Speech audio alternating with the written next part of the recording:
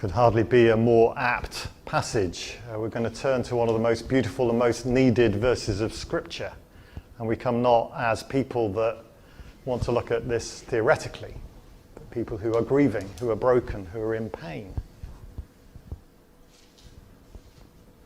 We come to the verse that says, "And he will wipe every tear from their eye."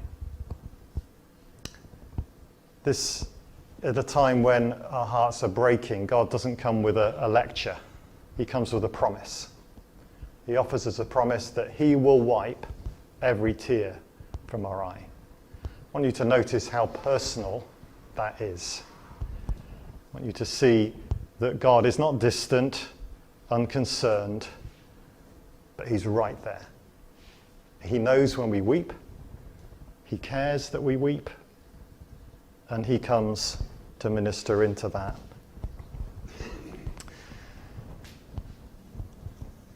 I want you to notice that God doesn't dismiss the tears, he doesn't overlook them, and he doesn't tell us they were unnecessary.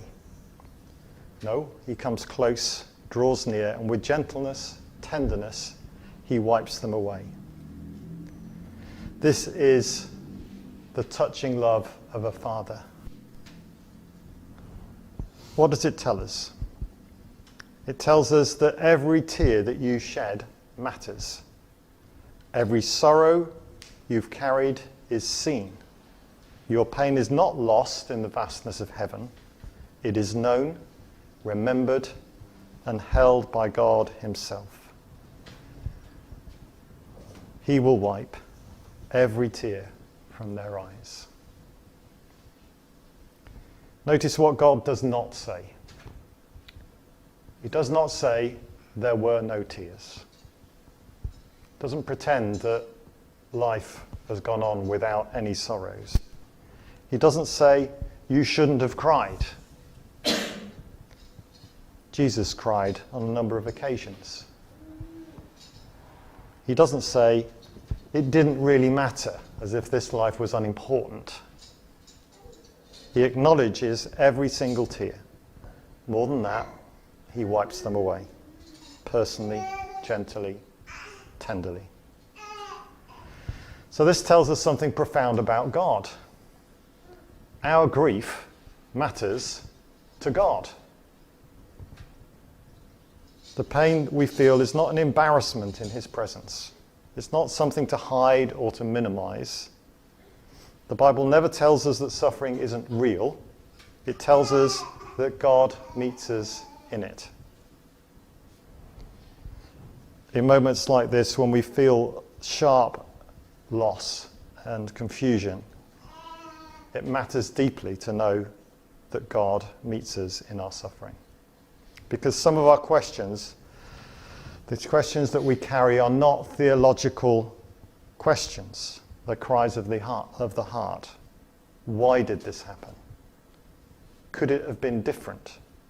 Where was God in that moment? And while Scripture does not answer every question we long to ask, it does give this assurance. God has not ignored our pain. He has entered into it.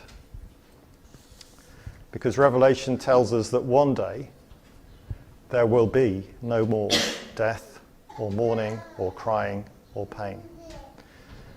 But let's be honest about the road that we walk from here to there, where there is mourning and crying and pain.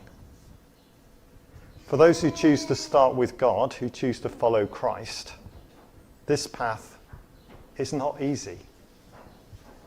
Jesus himself warned us, if the world hates you, remember this, that it hated me first.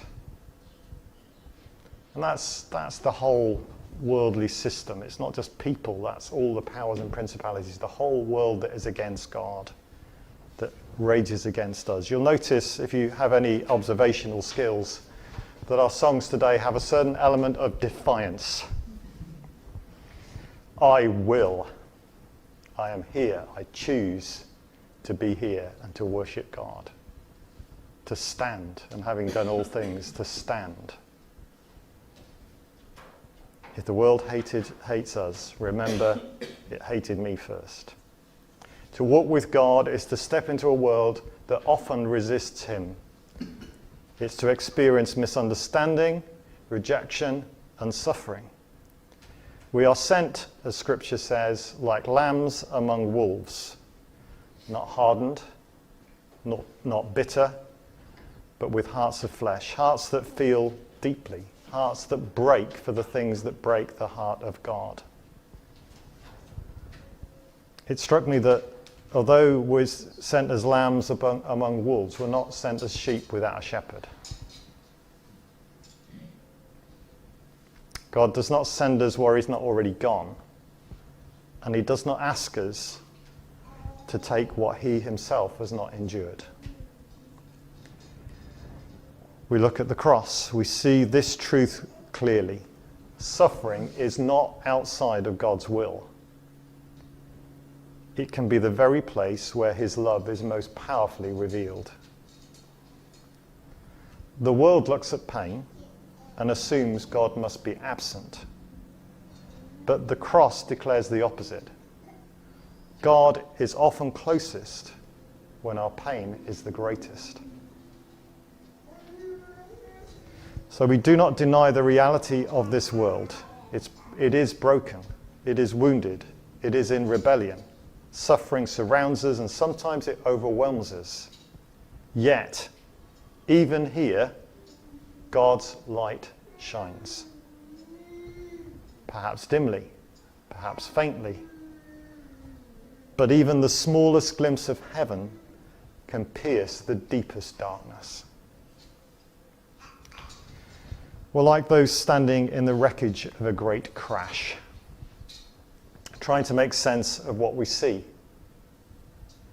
Some pieces are shattered beyond recognition. Some are missing altogether. But when we bring those fragments into the light of heaven, something begins to change. We begin to see, we begin to hope, we begin to believe that what is lost will not remain lost forever. Scripture gives us this extraordinary promise. We shall see him, we shall be like him, for we shall see him as he is. That's 1 John 3 verse 2. There is a day when everything will be made clear. A day when we will fully understand what has happened and who we are meant to be. A day when the brokenness of this life will be swallowed up in glory. And that day is not wishful thinking. It is the sure promise of God. But we're not there yet. So where do we start?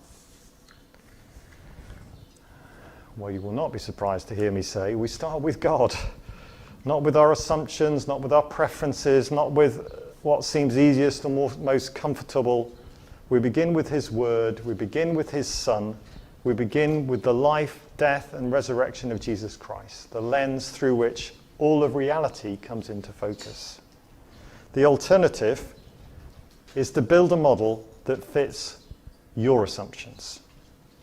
Your assumptions about how the world should be. But it isn't. We'd be like the paleontologist who decides in advance that every fossil must be a cow. He therefore throws away every bone that doesn't fit. And to his surprise, every dinosaur is a cow. Life is too wild, too wonderful, and too terrible to fit into any human philosophy or model. The suffering and joy we experience are too overwhelming to be explained by science alone. As Shakespeare put it, there are more things in heaven and earth, Horatio, than are dreamt of in your philosophy. Christians do not believe suffering is good or intended. It is real, but it is not right. Death, grief, despair, even the anguish that can overwhelm a life are not part of God's design. They belong to a world that is broken and out of step with him. And because of that, we're allowed to say This is not how it should be. We do not have to pretend. We do not have to explain everything away. We can grieve honestly because God does. The God who wipes tears does not waste them. He sees, he hears, he heals. Nothing we endure is meaningless in his hands. Nothing is beyond his power to redeem. And he invites us not just to endure this world, but to walk with him towards the one to come. Because heaven is not the end of the story. It's the beginning of everything that we were made for. A place where death is no more, where mourning is no more, where pain is no more, and where love, God's love, reigns without limit.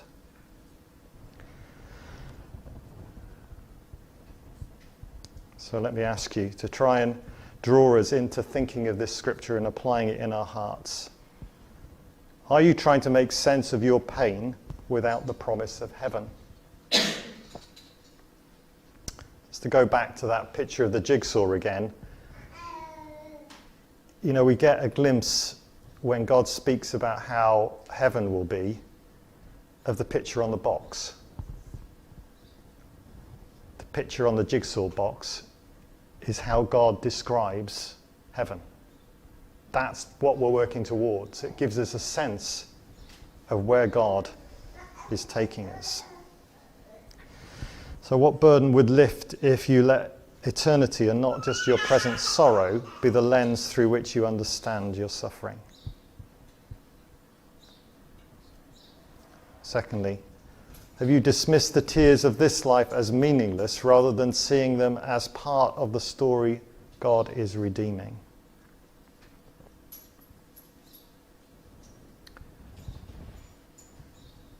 Where might God be inviting you to look again and recognize his quiet work of restoration beneath your grief?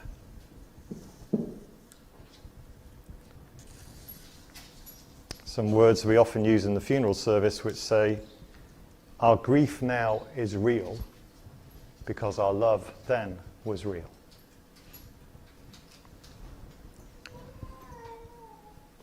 Will you let the hope of eternity reshape how you live today? Maybe there's a choice, a habit, or a posture that you could embrace that reflects the future God's promised, rather than the fear or fatigue you feel at the moment.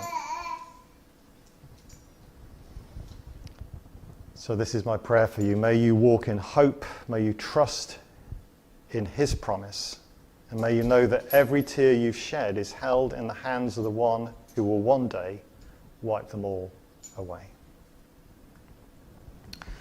We're going to sing a song. We're going to attempt to sing a song which speaks about the way God redeems back through history because of the work of Jesus on the cross. And my aim is to transition us to communion.